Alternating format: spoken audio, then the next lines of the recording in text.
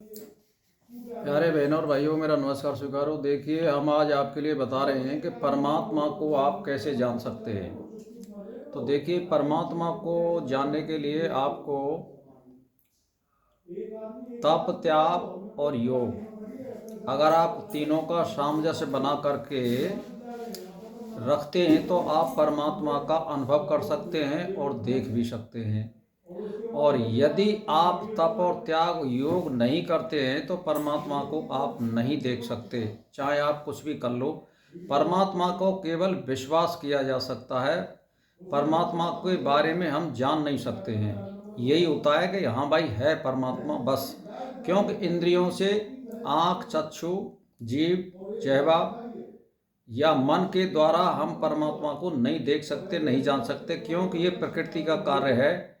और प्रकृति जो है परमात्मा को नहीं जान सकती। हम प्रकृति के कार्य को भी नहीं जान सकते, परमात्मा की तो बात छोड़िए।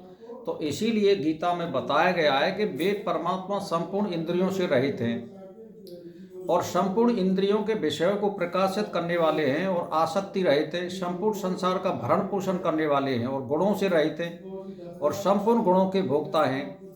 एक परमात्मा के सिवा किसी का भी सत्ता नहीं है इस पूरे ब्रह्मांड में।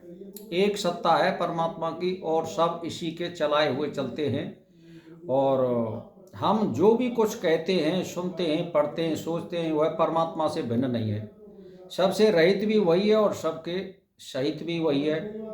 तो मेरा कहने का मतलब यह है कि जो परमात्मा प्रकृति का कार्य है और प्रकृति के कार्य को प्रकृति भी पूरा नहीं कर सकती, फिर प्रकृति से अतीत परमात्मा की जानकारी हम नहीं कर सकते, ना उसको हम जान सकते। परमात्मा को तो हम मानकर स्वीकार करना पड़ता है, क्योंकि सुकृति स्वयं में होती है, स्वयं परमात्मा के साथ रहता है। इसीलिए परमात्मा की प्राप्ति स्वीकृति से होती है, चिंतन, मनन और श्रवण और ग्रंथ पढ़ने से नहीं होती है। क्यों? कि हमारी आत्मा का और परमात्मा का सीधा संबंध है, प्रकृति का परमात्मा से संपर्क नहीं है। जैसे कोई मनुष्य मरता है तो उसके साथ में तीन तत्व जाते हैं। जैसे मान के चलिए कि वायु उसके साथ जाती है और उसके साथ में अग्नि जाती है और आकाश तो रहता ही है, क्यों वो आकाश में ही भ्रमण करता है। तो तीन तत्व रह गए, दो तत्व वो यहाँ रह जाते हैं। कौन से? जल और पृथ्वी। तो कहने का मतलब आपके साथ में दो जो भूत हैं उनमें से एक मुख्य है अग्नि, ये साथ में जा रही है, तो आपके साथ प्रकृति जा रही है। तो इसका मतलब ये हुआ कि आपकी मुक्ति नहीं हुई है जब तक आप अग्नि को नहीं छोड़ोगे।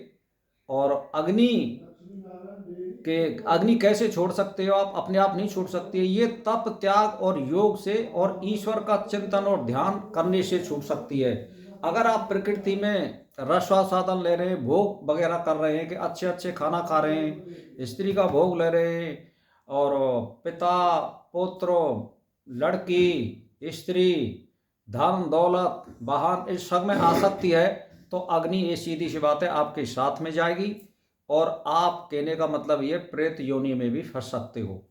तो कहने का मेरा मतलब यह कि परमात्मा तो बहुत बड़ी बात है, परमात्मा केवल हम उसको मान सकते हैं और जिन्होंने तप, त्याग और योग किया है ज़्यादा, और कलयुग में तो थोड़े दिन ही कर लो, 108 दिन, तो परमात्मा का आप अनुभव कर सकते हो। तप, त्याग, योग के बिना वो संभव नहीं है। क्योंकि चित्तवृत्ति निरोध और इच्छाओं से रहित हो जाना या किसी चीज़ का त्याग कर देना, उसी को मुक्ति कहते हैं। मुक्ति कोई वस्तु नहीं होती है, वो केवल एक वृत्ति है। जैसे चित्तवृत्ति निरोध करना यानी पापों को खत्म कर देना, इच्छाओं से रहित होना मतलब मैं कुछ नहीं चाहता हूँ। ये इनके सिवाय मुक्ति कहीं भी संभव नहीं होती है। यदि आप ऐसा करना चाहते हैं, और जैसे महात्मा होते हैं जो धूना तपते हैं, अग्नि के बीच में बैठते हैं, उनका यही कारण होता है कि मैं आपकी पूजा कर रहा हूँ, मैं आपको साथ ले जाना नहीं चाहता हूँ। उनका मतलब यही होता है और हवन करने का भी यही मतलब होता है। तो आप देख लीजिए, तप, त्याग, योग करिए, ध्यान चिंतन करिए, उसी में लगे रहिए, आसक्ति रहित रहिए। माता, पिता, पुत्र वगैरह ये सब केवल बंधन आपके माया से लिपटे हुए हैं, कोई साथ जाने वाला नहीं है। आप अकेले जाओगे, आपकी आत्मा जाएगी, आपके कर्म जाएंगे, कोई नहीं जाने वाला। ये सब बकवास और झूठ हैं, ये इनसे मोह मत करिए किसी से। केवल आप परमात्मा में ध्यान चिंतन करते रहिए और अपनी मुक्ति का उपाय करिए। अपनी आत्मा को भविष्य में अच्छा मुक्ति, अच्छा युक्ति देने के लिए, अच्छा कर्म देने के लिए, अच्छी योनि प्राप्त करने के लिए आपको शुभ कर्म करिए और परमात्मा के ध्यान चिंतन में लगिए। इससे ज़्यादा बढ़ कर के कोई नहीं होता है। और अष्टांग योग का पालन करिए। आप नहीं करोगे तो आप दुख में पड़ोगे और फिर भोग योनि को, त्रियक योनि यानी पशु पक्षी योनि में आपको जाना पड़ेगा। तो मेरा इसी के साथ नमस्कार स्वीकार हो।